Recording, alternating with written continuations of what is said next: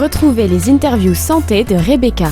Bonjour à toutes et à tous, j'espère que vous allez bien. Je suis heureuse de vous retrouver cette semaine dans cette émission santé sur Radio JM. Aujourd'hui, nous allons parler de vaccination et d'immunisation.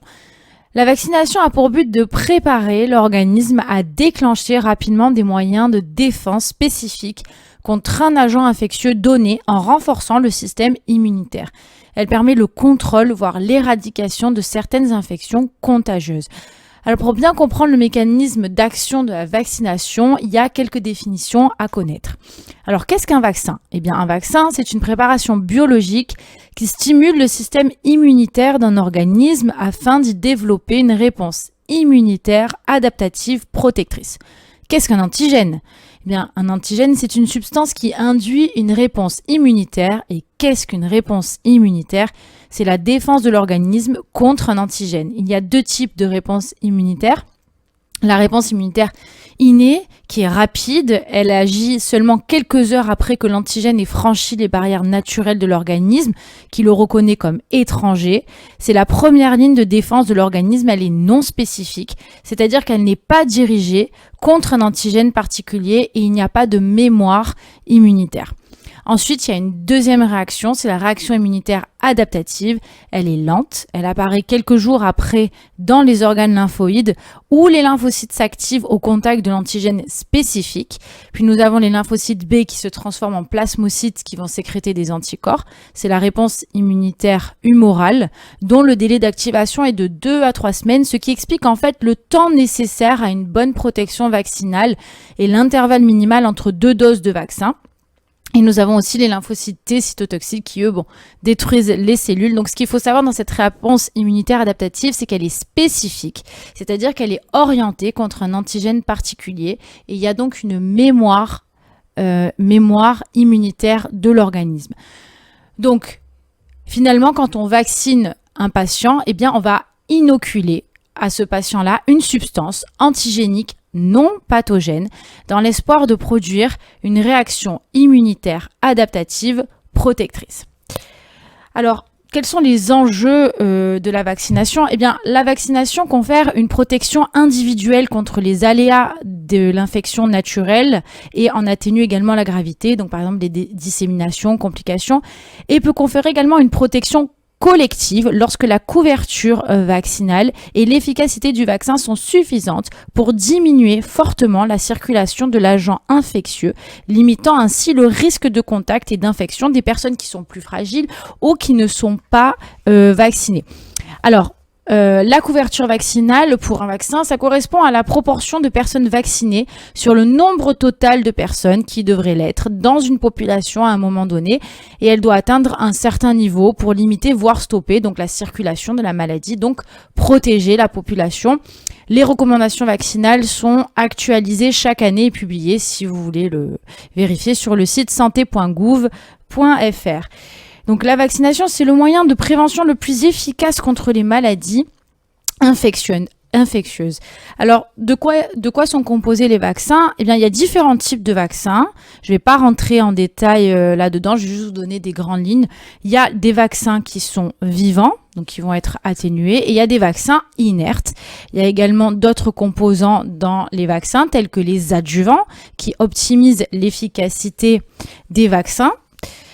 Il y a les conservateurs et les stabilisants et il y a également, et ça c'est important de le savoir, des éléments qui sont à l'état de trace et qui sont liés en fait au mode de fabrication.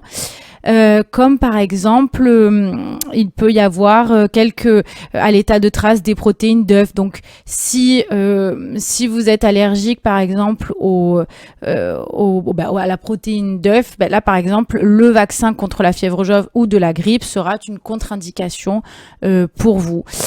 Les voies d'administration, il y en a plusieurs. La prioritaire, la principale, ça va être injectable. Donc injectable par voie intramusculaire, toujours en priorité.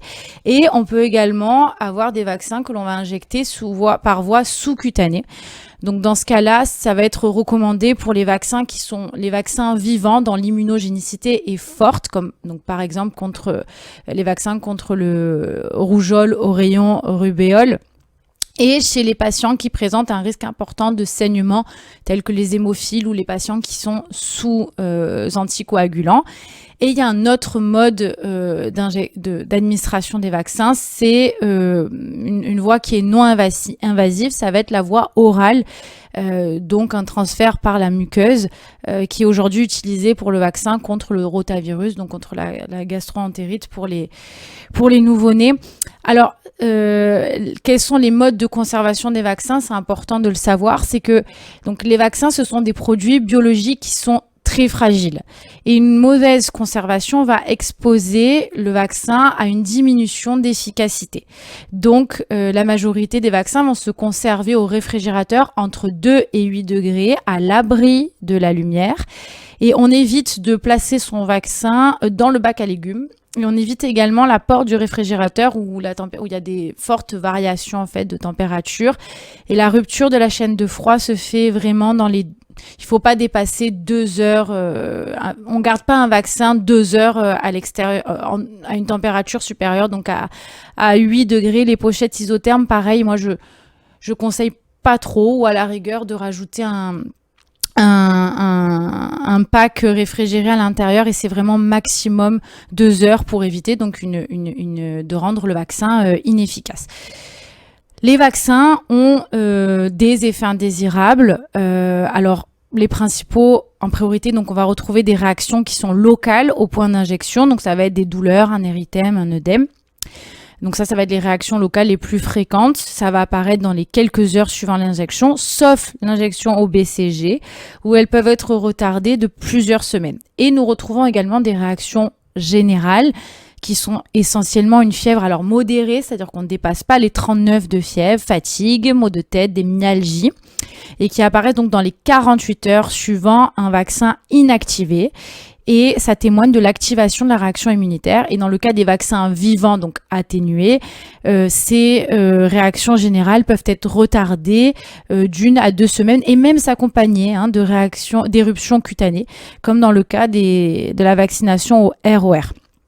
Il est possible aussi de relever des réactions allergiques à certains composants.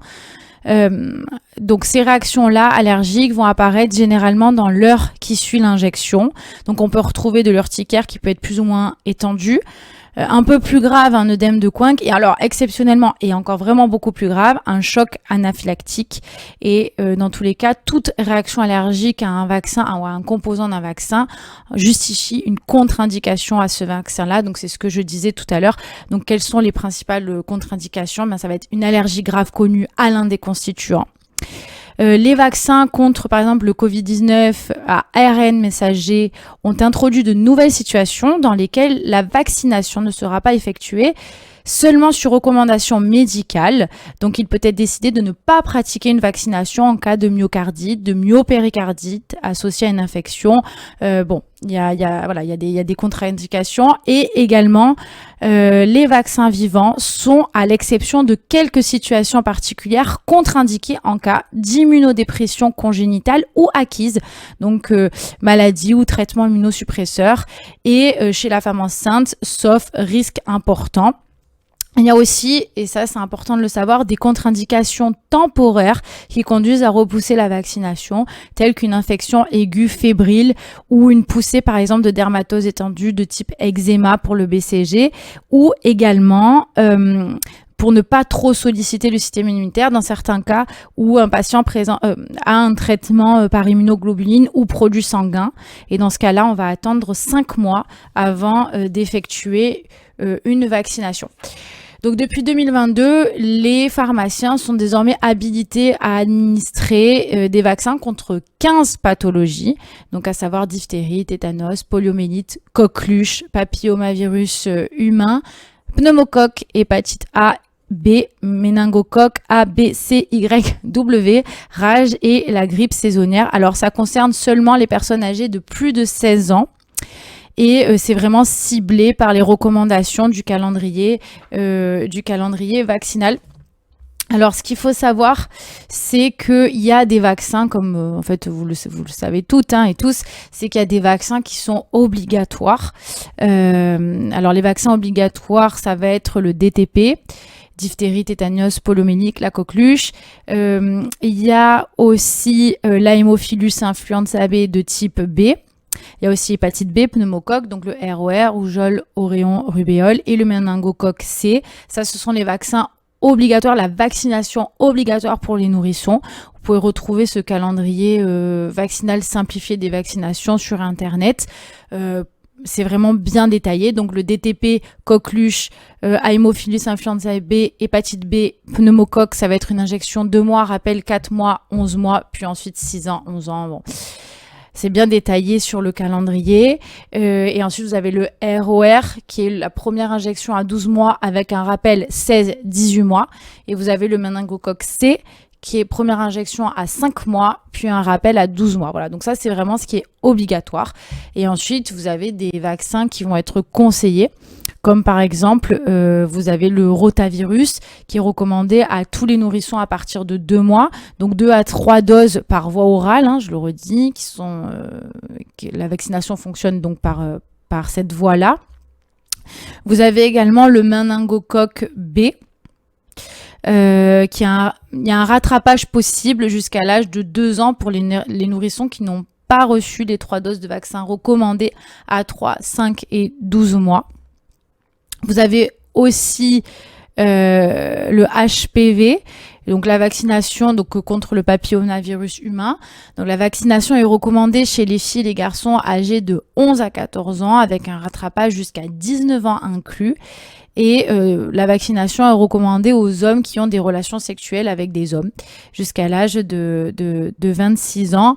La grippe, on en a déjà parlé. Et il y a également la vaccination contre le zona qui est recommandée chez les personnes âgées de 65 à 74 ans inclus. Et il y a également un vaccin, donc c'est contre le BCG, donc c'est la tuberculose. C'est pas un vaccin obligatoire, mais il est recommandé à partir de 1 mois et jusqu'à l'âge de 15 ans chez les enfants qui sont exposés à un risque élevé, de tuberculose. Voilà, aujourd'hui nous avons parlé donc de la vaccination. Je vous ai donné vraiment les grandes lignes qui sont intéressantes et importantes à connaître. Alors je vous remercie à toutes et à tous, auditrices et auditeurs, de m'avoir écouté. Vous pouvez retrouver cette interview sur le site Radio JM, notre page Facebook et Instagram ou sur l'application Radio JM. Et bien sûr, si vous avez des commentaires ou des questions, vraiment n'hésitez pas à m'écrire sur mon mail rebecca@radiojm.fr. Merci beaucoup. Retrouvez les interviews santé de Rebecca.